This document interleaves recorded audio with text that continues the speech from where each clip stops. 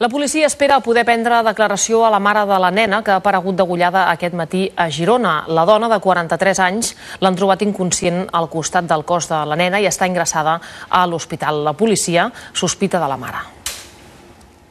Les investigacions policials continuen apuntant cap a la mare de 43 anys, veïna de Girona, com la principal sospitosa de la mort de la seva filla.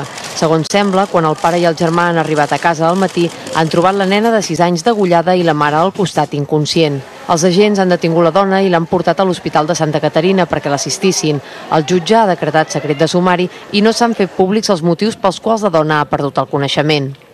Aquest crim ha generat molta expectació entre els veïns del barri de Can Gibert del Pla, sobretot els que coneixien a la família, que diuen que feien més de 7 anys que vivien en aquest pis. Porque no me lo creo que Rosa haya hecho eso con la niña, con lo que quería a sus hijos. No te voy a dar una explicación. Que ha tenido depresión, que se ha intentado suicidar una vez, pero para hacerle eso a la niña, que la niña no daba ni jaleo ni nada, es que era una niña normalita, ¿sabes? Que no hacía ni ruido, es que era muy buena, ¿sabes? La mare continua ingressada a l'Hospital de Santa Caterina i quan li donin l'alta la traslladaran a la comissaria dels Mossos d'Esquadra de Girona per tal d'interrogar-la. Marta Gibert, TV3, Salt.